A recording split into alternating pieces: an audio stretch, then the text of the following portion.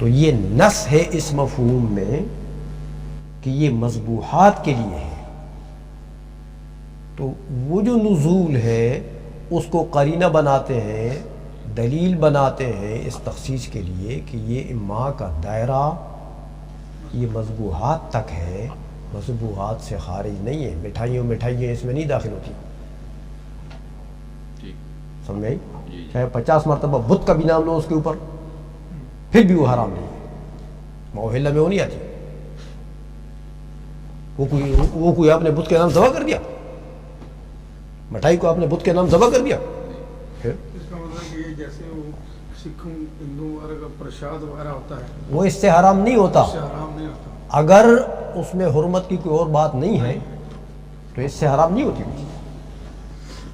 سمجھ میں آئی؟ یہ دیوبندی جیسے استاد صاحب نے فرمایا نا ایسے ہی سمجھتے ہیں، وہ ہمارے پریزنٹ سروس میں کتابوں میں یہ لکھا ہوا ہے بلکہ یہ ایسے ہی سمجھتے ہیں دیوبندی، وہ یہ انہوں نے اپنی کتابوں میں لکھا ہے یہ۔ جب ہم جاتے ہیں نا سپریزنٹ سروس کی طرف سے گردوارے میں تو وہاں یہ ان کا جو ہے نا فروٹ تک بھی نہیں لیتے، کہتے ہیں حرام ہے۔ میں وہاں گیا تو میں نے کہہ دیا بھائی میں کھانا نہیں کھاتا ہوں، میں تو کیلا یا فروٹ لوں گا۔ تو کہا مولانا یہ کیا کر رہے ہیں آپ آرام کریں؟ میں نے کہا تمہارے لیے سب کچھ اللہ نے حرام کیا ہوا ہے۔ یہ بالکل صحیح ہے، ہاں، اس لیے کہ اس کا یہ تعلق ہی نہیں، مطلب اس آیت کا غیر مذبوحات سے تعلق ہی نہیں ہے، جب تعلق ہی نہیں تو یہ کیسے حکم ثابت ہو؟ حکم کیسے لگے وہاں پر؟ اس آیت کا حکم مذبوحات تک ہے، بس جو چیز ذبح ہوتی ہے اس کے۔ اور یہ میں نے آپ کو ایسے بندے کا حوالہ دیا جس کے قول کے اوپر دوسرا کوئی قول نہیں چڑھتا ہے، ابو بکر جساس، احکام القرآن نے کتاب لکھی، ادھر ہوگی، ہاں یہ پڑھی ہوگی، بعد میں نکال کر دیکھ لیں، اجماع نقل کیا انہوں نے کہ یہ مذبوحات میں ہے۔ آئی سمجھ میں؟ اچھا، تو بہرحال من اور ما عموم کے لیے ہے، لیکن ہر ایک کا دائرہ ہے، اور جہاں جہاں استعمال ہوں گے یہ الفاظ وہاں ان کے دوائر ہوں گے۔ عموم ایسا نہیں ہوتا کہ بس عموم ہے تو بس کائنات، سب کائنات کو شامل ہے، عموم کا یہ مطلب نہیں ہے، عموم کا مطلب یہ کہ اپنے دائرے میں وہ عام ہے، سمجھ میں آئی؟ اپنے دائرے کے اندر وہ عام۔ اچھا، اب ایک اور بات کرتے ہیں کہ وہ حکم الخاص من الکتاب، تعریفیں تو دونوں کی مکمل ہو گئی ہیں، خاص کی بھی عام کی بھی، اب احکام کی بات کر رہے ہیں کہ خاص کا پھر کیا حکم ہے۔ جب خاص کی تعریف پہلے ہو گئی ہے تو اب اس کا حکم بھی پہلے ہونا چاہیے عام کے حکم سے، تو عام کا حکم بعد میں آ جائے گا۔ لیکن یہ دیکھیں کہ من الکتاب ساتھ لگا دیا ہے، یہ قید کیوں لگا دی ہے؟ عام تھی، وہ بتایا تھا میں نے آپ کو کہ وہ اردو کے عام کو بھی شامل تھی، اردو کے خاص کو بھی شامل تھی، پنجابی کے خاص کو بھی وہ شامل تھی، اس لیے ہر خاص کا یہ حکم نہیں ہے، وہ حکم الخاص من الکتاب، کتاب اللہ میں جو خاص آئے گا اس کا حکم یہ ہے، کیونکہ کتاب اللہ میں جو خاص آئے گا وہ شریعت ہے، وہ دین ہے، تو ہماری پنجابی میں جو خاص آئے گا وہ تو زبان ہے، سمجھ میں آئیے؟ وہ تو کوئی دین نہیں ہے۔ فارسی میں جو خاص آئے گا وہ زبان ہے، وہ دین تو نہیں ہے۔ ہاں، کتاب اللہ میں خاص آئے گا تو وہ دین ہے، سمجھ میں آئیے؟ اس لیے کہتے ہیں جب دین ہے تو پھر دینی حکم لگے گا، اس کا حکم بھی دینی ہوگا۔ وہ کیا ہے کہ وجوب العمل بہ لا محالۃ، وجوب العمل بہ، خاص جب کتاب اللہ میں آ گیا اور اس خاص کے اندر جو بھی حکم آیا اس کے اوپر ضرور بالضرور، لا محالہ، ضرور بالضرور اس کے اوپر عمل واجب ہے، لا محالۃ، یقیناً۔ ہر صورت میں مطلب لا محالۃ کا یہ ہے، ورنہ وجوب العمل کا لفظ کافی تھا، مطلب لا محالہ کا مطلب یہ ہے کہ اگر عقائد میں آ جائے تو خاص سے عقائد بھی ثابت ہوتے ہیں، اگر اعمال میں آ جائے تو وجوب العمل بھی ثابت ہوتا ہے اس سے. تو لا محالہ کا مطلب کیا فائدہ ہوا عقائد کو بھی شامل ہے. کہ یہ یقینی ہے، اس کا حکم یقینی ہے. تو جب یقینیات میں سے ہے تو یقینیات سے فرائض بھی ثابت ہوتے ہیں، یقینیات سے عقائد بھی ثابت ہوتے ہیں. سمجھ میں آ گئی ہے؟ اس لیے خاص کیا ہے؟ قطعی. تو قطعیات سے عقائد بھی ثابت ہوتے ہیں، فرائض بھی ثابت ہوتے ہیں. لا محالہ کا لفظ اس لیے بول دیے یہاں پر. ہاں اچھا، جب خاص کا حکم یہ ہوا کہ اس پر عمل واجب ہے، بہر حال اسی پر عمل کرنا ہے. اب بھائی اگر صورت ایسی بن جائے کہ بظاہر فَإِنْ قَابَلَهُ خَبَرُ الْوَاحِدِ أَوِ الْقِيَاسُ، اگر خاص من الکتاب کے مقابلے میں خبر واحد آ جائے، حدیث خاص کچھ ثابت کرنا چاہتا ہے اور خبر واحد کچھ اور ثابت کرنا چاہتی ہے، قیاس اس کے مقابلے میں آ جائے تو خاص ایک چیز ثابت کر رہا ہے اور قیاس کچھ اور ثابت کرے، اس کا مقابلہ ہو جائے. لیکن یہ بات یاد رکھیں کہ اس کو مقابلہ سوری کہتے ہیں، تعارض سوری، کہ خاص کے مقابلے میں اگر خبر واحد آ جائے. یاد رکھیں حقیقی تعارض ممکن ہی نہیں ہے، اس لیے کہ ابھی آپ نے پڑھا کہ خاص قطعی ہے تو خبر واحد قطعی ہے. تو تعارض کے لیے تساوی دلیلین ضروری ہے. جن دلیلوں میں آپ تعارض بنا رہے ہیں ان میں ضروری ہے کہ وہ رتبے میں متساوی ہوں. جب تعارض ہوگا، حقیقی تعارض جب ہوگا. تو یہاں پر خبر واحد جو ہے وہ تو ظنی ہے، اس سے کم ہے، تو تعارض حقیقی تو ممکن ہی نہیں ہے. قیاس جو ہے وہ اس سے بھی زیادہ ظنی ہے. سمجھائیے، خبر واحد ظنی ہے کہ اس میں انقطاع عن النبی صلی اللہ علیہ وسلم کا احتمال ہے. ممکن ہے حضور نبی کریم صلی اللہ علیہ وسلم نے یہ لفظ بولا ہی نہیں ہے، چلو بول بھی لیا ہے حضور نے، ہاں تو پھر راوی ضعیف ہے، اس نے کہیں غلطی کر دی، اس میں گڑبڑ کر دی ہے، حافظہ قوی الحافظہ نہیں ہے، بھول گیا، کچھ لفظ چھوڑ گیا. سمجھائی؟ یا روایت بالمعنی کیا، اس میں گڑبڑ ہوگی اس سے. تو یہ تو کئی احتمالات ہیں جو خبر واحد میں ظنی ہونے کے لیے کافی دلائل ہیں. قیاس بھی ظنی ہے، پڑھ چکے ہیں آپ کہ اس میں ہر مجتہد جو قیاس کرتا ہے اس میں خطا کا احتمال تو ہوتا ہے، انسان ہے، رائے پر مبنی ہے، تو وہ بھی ظنی ہے. تو دونوں میں سے کوئی بھی درجے میں رتبے میں مساوی خاص تو نہیں ہے، اس لیے تعارض حقیقی نہیں. فَإِنْ قَابَلَهُ سے مطلب کیا ہے؟ فَإِنْ قَابَلَهُ صورتاً اگر ایسا ہو جائے کہ خبر واحد اس کے مقابلے میں آ جائے یا قیاس اس کے مقابلے میں آ جائے تو اب کیا کریں گے بھائی؟ کہتے ہیں مجتہدین کا پھر یہ کام ہے، ہمارا آپ کا نہیں ہے. یہ مجتہد کے طریقے کو آپ معلوم کرنا چاہتے ہیں نا کہ مجتہد کیسے مسئلہ نکالتا ہے. تو مجتہد سب سے پہلے یہ کرتا ہے کہ اگر ان کے درمیان میں توفیق ممکن ہے تو تعارض ختم ہو جائے گا، خبر واحد کا اپنا معنی ہو جائے گا، خاص کا اپنا معنی ہو جائے گا، تو دونوں اپنے اپنے معنی میں فٹ ہو جائیں گے، اپنے اپنے مفہوم میں فٹ ہو جائیں گے، صحیح ہو جائیں گے. قیاس اپنے محمل پر ہو، اپنی جگہ پر ٹھیک ہے، خاص اپنی جگہ. لیکن یہ یاد رکھیں کہ توفیق دیتے ہیں مجتہدین، لیکن توفیق اس طریقے سے کہ خاص کے معنی میں تغیر آ جائے اس توفیق سے ناجائز ہے. سمجھ میں آ گئی ہے؟ ایسی توفیق نہیں کہ خاص کے معنی میں گڑبڑ کر دیں، خاص تو جیسے ہے ویسے اس کے اوپر عمل واجب ہے.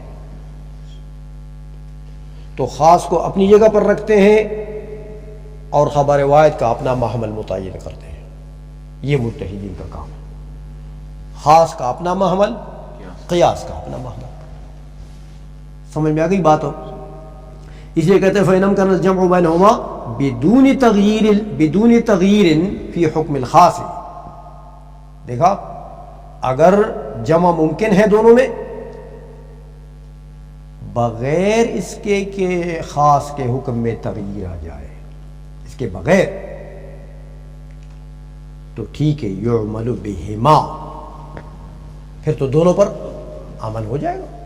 ہر ایک کا اپنا اپنا معنی ہو جائے گا، دونوں پر عمل ہو جائے گا.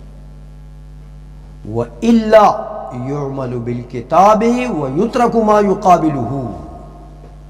اور اگر توفیق ممکن نہیں ہے اس طریقے سے کہ خاص کے حکم میں کوئی فرق نہ آئے، اس طریقے سے اگر توفیق ممکن نہیں ہے تو پھر خاص پر عمل کر دیا جائے گا، اور اس کے مقابلے میں چاہے قیاس ہے چاہے خبر واحد ہے اس کو، اس کو کہتے ہیں ترجیح. ترجیح فی الدلائل. سمجھ آ گئی ہے کہ خاص قوی ہے نا بھائی، قطعی ہے، اور یہ ظنیات ہیں. تو یقیناً جب تعارض آ گیا اور جمع ممکن نہیں ہے درمیان میں تو پھر ترجیح دیں گے نا ایک کو. تو ترجیح کس طریقے سے دیں گے؟ جو قوی ہے اس پر عمل کریں گے، جو اس کا مقابلہ نہیں کر سکتی ہے اور توفیق ممکن نہیں ہے تو اس کو چھوڑ دیں. یہ مجتہدین کا طریقہ کار ہے. پہلے توفیق بدون تغییر فی حکم الخاص، اور یہ نہ ہو سکے تو پھر قوی کو ترجیح جو خاص ہے. مثال دیتے ہیں. مثالہ فی قولہ تعالی یتربصن بانفسہن ثلاثۃ قروء والمطلقات یتربصن بانفسہن ثلاثۃ قروء. اچھا تو چلو اس مثال کو چھوڑ دیتے ہیں.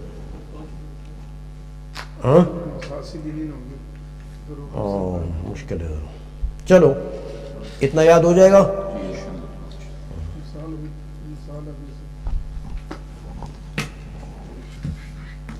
جب آپ مجتہدین ہے آپ نے یاد ہے آپ کو. اگر یہ دو چیزیں آپ کو یاد ہوں تو آج کا سبق آپ کو یاد ہو جائے گا، اور اگر یہ دو یاد نہ ہو تو ظاہر بات ہے کہ ممثل لہو جس کو نہ آئے مثال کو کیا سمجھے گا. سمجھ میں آ گئی؟ تو خاص کی کیا تعریف تھی شاہ صاحب؟ پہلے کہ تعریف تو مطلق خاص کی تھی، کتاب اللہ کا خاص ہو یا غیر کتاب اللہ کا خاص ہو، پنجابی کا بھی خاص ہو، اس کی بھی یہی تعریف. اس لیے حکم کے ساتھ قید لگا دیا. میں نے آپ کو بتا دیا تھا ہاں کہ من الکتاب، کتاب اللہ میں جو خاص آئے گا اس کا یہ حکم ہے کہ اس کے اوپر عمل واجب اللہ محالہ ضرور واجب ہے. کتاب اللہ کا خاص پنجابی یا پشتو کے خاص پر ہاں اس کا یہ حکم نہیں ہے. ہاں اگر وہ بھی کسی مسئلے دینی شرعیہ میں آ جائے، پنجابی زبان میں بھی پشتو زبان میں بھی جو کتابیں لکھی گئی ہیں اور اس کا کتاب اللہ سے اور حدیث حضور کے حدیث سے تعلق ہو تو اس کا بھی پھر یہ حکم ہو. اور نام زبان میں اگر خاص آ جائے تو بس وہ تو زبان ہی ہے. آئی سمجھ میں؟ اب اس کی مثال دیتے ہیں کہ جب خاص کا حکم یہ ہوا، خاص کی تعریف یہ ہوئی، تو ہم آپ کو ایک اختلافی مسئلہ جو ہے ہمارے اور شوافی کے درمیان، وہاں اب آپ کو لے جاتے ہیں کہ دیکھیں قرآن عظیم میں اللہ جل مجدہ نے فرمایا کہ والمطلقات یتربصن بانفسہن ثلاثۃ قروء. جن عورتوں کو طلاق ہو جاتی ہے ان کے لیے کیا کرنا ہے؟ انہوں نے ان عورتوں نے اب طلاق تو ہو گئی، بعد طلاق اب انہوں نے انتظار کرنا ہے، یتربصن بانفسہن، انتظار کرنا ہے، اپنے اس گھر میں رہنا ہے جس گھر میں اس کو طلاق ہوئی ہے۔ کتنی دیر تک رہنا ہے؟ ثلاثۃ قروء، 3 قروء تک، 3 قروء۔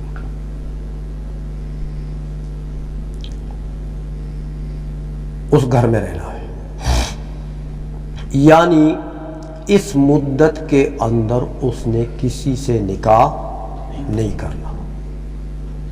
اس کو مدت عدت کہتے ہیں، یہ عدت کی مدت ہے۔ ہاں البتہ اگر عورت غیر مدخول بہا ہے، اس کو طلاق ہو گئی ہے اور اس کے زوج نے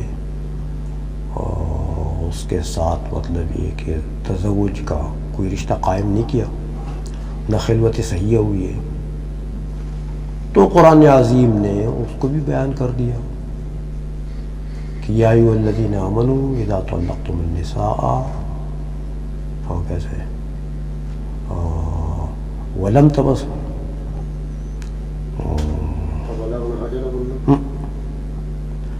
یہ ہے سورت ہاں یا ایھا الذین آمنوا اذا طلقتم النساء من قبل ان تمسوا، یا ایھا الذین آمنوا اذا طلقتم النساء ان تمسوهن من قبل ان تمسوهن، اذا طلقتم النساء من قبل ان تمسوهن، وقد فرضتم لهن فریضۃ۔ نو نو نو نو نو، یہ وہ دوسری طرف چلے گیا۔ یا ایھا الذین آمنوا اذا طلقتم النساء،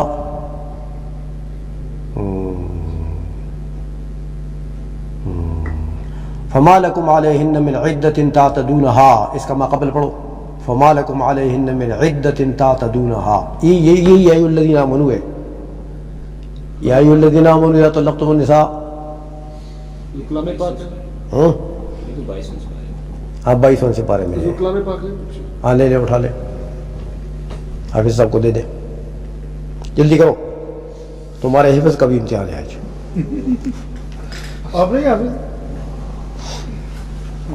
تختم المؤمنات ہاں من قبل ان تمسوهن، کہ جب مومنات کے ساتھ تمہارے نکاح ہو اور تم اس کو طلاق دو، من قبل ان تمسوهن، قبل اس سے کہ تم اس کو چھو، یعنی وہ چھونے سے مراد ہوئی، تو فما لکم علیہن من عدۃ تعتدونها، تو پھر تمہارا ان کے اوپر کوئی عدت نہیں ہے، یعنی مطلب ہے چونکہ وہ غیر مدخول بہ عورت ہے، بس اس کو طلاق ہو گئی ہے اور وہ بائنہ ہو گئی ہے، عدت اس کی ضرورت ایک طلاق سے بائنہ ہو جاتی ہے غیر مدخول بہا، تو کھیل ختم ہو گیا، سمجھ آ گئی ہے، لہذا عدت کی نہیں ہے۔ ہاں مدخول بہا عورت ہے، اس کے لیے یہ حکم ہے کہ والمطلقات یتربصن بانفسہن ثلاثۃ قروء۔ اب یہ دیکھیں، فرماتے ہیں کہ اس میں لفظ خاص ایک آیا ہے، وہ لفظ ہے ثلاثۃ۔ ثلاثۃ اس میں عدد ہے، قروء کی طرف مضاف ہے، اور قروء مضاف الیہ ہے، اور تمیز بھی ہے۔ یہ ثلاثۃ ممیز ہے اور وہ ممیز ہے، یعنی تمیز ہے، اور مضاف الیہ بھی ہے۔ تو ثلاثۃ کا جو لفظ ہے یہ لفظ خاص ہے۔ دیکھو خاص کی تعریف اس پر صادق آتی ہے کہ نہیں آتی ہے؟ بولے ذرا، لفظ وضع لمعنى معلوم او لمسمى معلوم على الانفراد، یہ ثلاثۃ جو ہے یہ ایک لفظ ہے جو جس کی وضع ہو چکی ہے ایک معنی معلوم کے لیے، علی الانفراد، اس میں دوسرے کی شرکت کا۔ دیکھیں ثلاثہ کی وضع کس کے لیے ہے آپ جانتے ہیں، ایک عدد معین کے لیے جو 2 کے بعد اور 3 اور 4 سے پہلے آتا ہے، وہ مرتبہ ہے عدد کا جو 2 کے بعد 4 سے پہلے، یہ جو درمیان میں مرتبہ ہے اس کو کیا کہتے ہیں؟ ثلاثہ۔ اب اس ثلاثہ میں کسی غیر کے شرکت کا احتمال ہے، ایک اس میں بڑھ سکتا ہے تو ثلاثہ رہ جائے گا، ایک اس سے کم کرو ثلاثہ رہ جائے گا۔ تو یہ ایک لفظ خاص ہے جس کو وضع کیا گیا ہے ایک معنی معلوم کے لیے، یعنی ایک عدد معین کے لیے، وہ اس کا معنی ہے، اور علی الانفراد ہے بالکل، اس میں کوئی چیز شریک ہو۔ اچھا تو خاص ہوا کہ نہیں؟ یہ ثلاثہ کا لفظ کے اوپر خاص کی تعریف صادق آ گئی ہے۔ اچھا جب یہ خاص ہو گیا تو بھائی خاص کا حکم کیا تھا؟ ہاں عمل واجب لا محالتا، عمل اس کے اوپر واجب ہے لا محالتا۔ اچھا تو اب اس ثلاثہ قروء، ثلاثہ پر عمل واجب ہے کہ اس کی عدت کتنی ہو جائے؟ ثلاثہ، مکمل ثلاثہ ہو جائے، نہ ایک کم نہ ایک زیادہ، نہ آدھ کم نہ آدھ زیادہ، نہ پونا نہ سوا، پورا ثلاثہ بنے۔ اچھا اب اگلا جو لفظ ہے جو اس کی تمیز ہے، قروء کا لفظ، اس میں اختلاف ہے۔ اس بات کو اپنے پاس رکھو، اس کے اوپر تو عمل واجب ہے، ثلاثہ ہم بنائیں گے، ثلاثہ سے پونے ثلاثہ سے کام نہیں بنے گا، سوا ثلاثہ سے بھی کام نہیں بنے گا، خاص پر عمل نہیں ہوگا، پھر پورے ثلاثہ کریں گے تو خاص پر عمل ہو جائے گا، ورنہ نہیں ہوگا۔ اچھا اب اگلے جو لفظ آ رہا ہے تمیز، قروء کے لفظ میں اختلاف۔ ہمارے ائمہ فرماتے ہیں کہ قروء یہ قرء یا قرء کی جمع ہے، اور یہ لفظ جو مفرد ہے یہ حیض کو کہتے ہیں۔ ہمارے ائمہ کیا فرماتے ہیں؟ حیض کو کہتے ہیں۔ قرء کا لفظ یا قرء کا جو لفظ ہے یہ حیض کو کہتے ہیں۔ تو مطلب یہ ہے ہمارے ائمہ کے نزدیک کہ مطلقہ عورت جو ہے پورے 3 حیض اس کو انتظار کرنا ہے، پورے 3 حیض، پونے 3 حیض سے کام نہیں بنے گا، سوا 3 سے بھی کام، پورے 3 حیض۔ ہمارے ائمہ تو یہ فرماتے ہیں۔ اب دیکھیں ذرا بات سمجھیں کہ سنت طلاق جو ہے اس میں 2 شرطیں ہیں۔ ایک شرط تو یہ ہے کہ طلاق طہر میں ہو،